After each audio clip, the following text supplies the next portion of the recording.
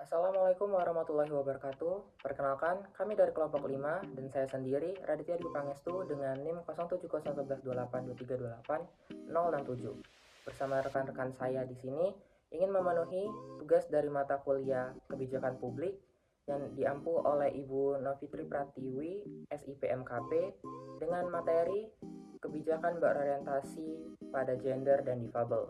Penjelasan-penjelasan lebih lanjut akan dijelaskan oleh rekan-rekan saya di video selanjutnya. Definisi dan latar belakang kebijakan berorientasi pada gender dan difabel. Kebijakan berorientasi pada gender dan difabel merupakan pendekatan yang berupaya memastikan kesetaraan dan keadilan bagi semua kelompok masyarakat, terlepas dari jenis kelamin atau kondisi fisik mental mereka. Pendekatan ini muncul dari kesadaran bahwa kebijakan yang tampaknya netral seringkali memiliki dampak yang berbeda pada kelompok-kelompok tertentu. Latar belakang munculnya kebijakan ini berakar pada sejarah panjang diskriminasi dan marginalisasi yang dialami perempuan dan penyandang disabilitas. Selama berabad-abad, kedua kelompok ini seringkali diabaikan dalam proses pengambilan keputusan dan perumusan kebijakan publik. Akibatnya, banyak kebijakan yang dibuat tanpa mempertimbangkan kebutuhan khusus mereka, sehingga memperlebar kesenjangan sosial yang ada. Selanjutnya saya akan bahas mengenai kondisi kebijakan dan program pemerintah saat ini. Kondisi kebijakan dan program pemerintah saat ini yang berorientasi pada gender dan difabel bertujuan untuk menciptakan kesetaraan dan inklusivitas bagi perempuan dan penyandang disabilitas. Dalam konteks gender, pemerintah fokus pada pemberdayaan perempuan, perlindungan terhadap kekerasan berbasis gender, serta meningkatkan akses perempuan terhadap pendidikan, kesehatan, dan pekerjaan. Untuk penyandang difabel, kebijakan berfokus pada penyediaan aksesibilitas, pelayanan kesehatan, pendidikan, dan pekerjaan yang setara, serta perlindungan terhadap hak-hak mereka. Beberapa kebijakan yang relevan meliputi Rencana Aksi Nasional atau RAN, seperti hak asasi manusia yang mencakup hak perempuan dan difabel, kebijakan pemberdayaan perempuan yang mencakup program-program untuk mengurangi kesetaraan gender di berbagai sektor. Kemudian ada Undang-Undang Nomor 8 Tahun 2016 tentang penyandang disabilitas yang menegaskan hak-hak penyandang disabilitas dalam berbagai aspek kehidupan seperti akses pendidikan, pekerjaan, dan pelayanan publik. Oke, materi selanjutnya adalah tantangan dalam kebijakan berorientasi pada gender dan difabel dalam pelaksanaan. Ada 5 tantangan utama, yaitu yang pertama, keterbatasan regulasi dan implementasi teknis. Yang kedua, yaitu kurangnya infrastruktur dan aksesibilitas. Dan yang ketiga, yaitu keterbatasan sumber daya manusia atau SDM yang terlatih. Yang keempat, stigma sosial dan diskriminasi. Lalu yang terakhir atau yang kelima, yaitu keterbatasan pendanaan dan dukungan dari pihak-pihak eksternal. Materi selanjutnya yaitu peran pemerintah pusat, pemerintah daerah, organisasi, dan masyarakat. Yang pertama yaitu peran pemerintah pusat. Pemerintah pusat memiliki tanggung jawab utama dalam merumuskan kebijakan yang berorientasi pada kesetaraan gender dan penyandang difabel. Beberapa peran strategis pemerintah pusat diantaranya yaitu peran pertama yaitu merumuskan peraturan perundang-undangan. Pemerintah pusat harus memastikan adanya landasan hukum yang kuat untuk melindungi hak-hak kaum perempuan dan penyandang difabel, serta mendorong kesetaraan dalam berbagai aspek kehidupan. Yang kedua yaitu mengalokasikan anggaran. Pemerintah pusat perlu mengalokasikan anggaran yang memadai untuk mendukung program-program pemberdayaan, peningkatan akses, dan pengembangan kapasitas bagi kaum perempuan dan penyandang difabel. Ketiga yaitu membangun koordinasi lintas sektor. Isu gender dan difabel membutuhkan pendekatan yang holistik, sehingga pemerintah pusat perlu memfasilitasi koordinasi yang efektif antara kementerian dan lembaga terkait.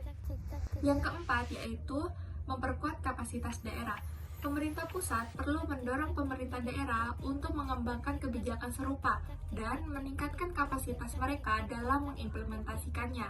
Selanjutnya yaitu peran pemerintah daerah. Pemerintah daerah memiliki peran penting dalam menerjemahkan kebijakan nasional ke dalam konteks lokal dan pengimplementasiannya secara efektif. Berikut beberapa peran penting pemerintah daerah, antara lain yaitu pertama yaitu menyusun regulasi daerah.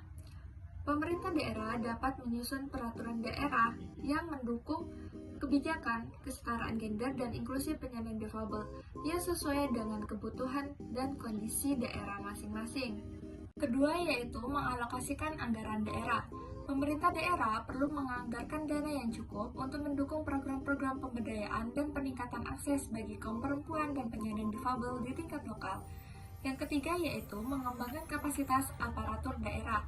Pemerintah daerah harus memastikan aparatur pemerintah memiliki pemahaman yang memadai terkait isu gender dan difabel, serta kemampuan untuk mengimplementasikan kebijakan yang efektif. Yang keempat yaitu membangun sinergi dengan masyarakat. Pemerintah daerah dapat mendorong partisipasi masyarakat, termasuk organisasi non-pemerintah dan kelompok penyandang difabel dalam merumuskan dan implementasi kebijakan. Selanjutnya yaitu peran organisasi. Organisasi masyarakat termasuk organisasi perempuan dan organisasi penyandang difabel memiliki peran strategis dalam mendukung implementasi kebijakan yang berorientasi pada gender dan difabel.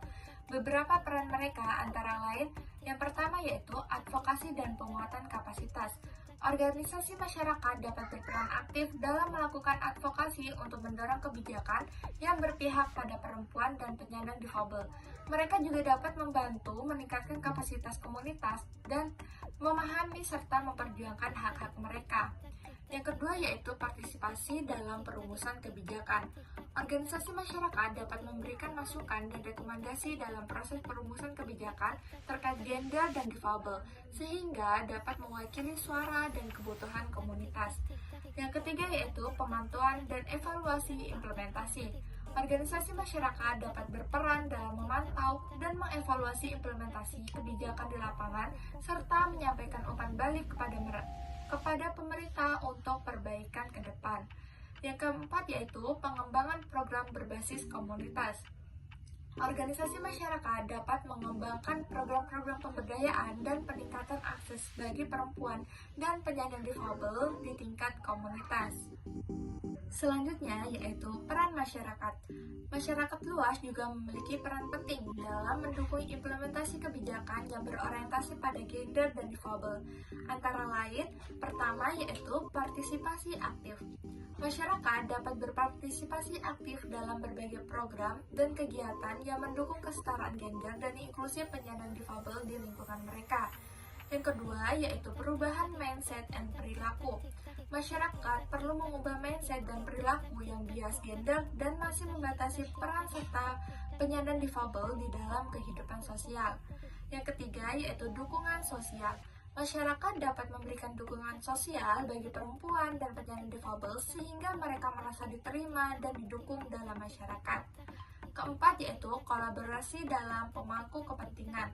Masyarakat dapat berkolaborasi dengan pemerintah, organisasi masyarakat, dan pemangku kepentingan lainnya dalam mewujudkan kebijakan yang berorientasi pada gender dan difabel.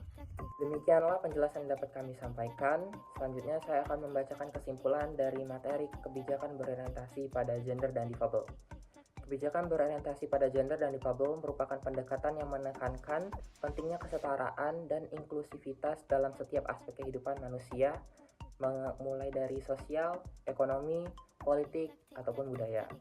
Kebijakan ini bertujuan untuk mengurangi kesenjangan yang ada antara kelompok perempuan, laki-laki, ataupun individu dengan penyandang disabilitas, serta memberikan akses yang setara terhadap kesempatan dan hak-hak dasar. Secara keseluruhan, kebijakan berorientasi pada gender dan difabel sangat penting untuk menciptakan masyarakat yang lebih asli, adil, dan setara. Diperlukan komitmen yang kuat dan pemerintah dan masyarakat untuk memastikan bahwa setiap individu tanpa memandang gender ataupun status disabilitas memiliki kesempatan yang sama untuk berkembang serta berpartisipasi dalam kehidupan sosial. Demikianlah materi yang dapat kami sampaikan. Apabila kami ada salah kata atau kekurangan materi, mohon dimaafkan. Kepada Allah kami mohon ampun. Wabillahi taufiq wal hidayah. Wassalamualaikum warahmatullahi wabarakatuh.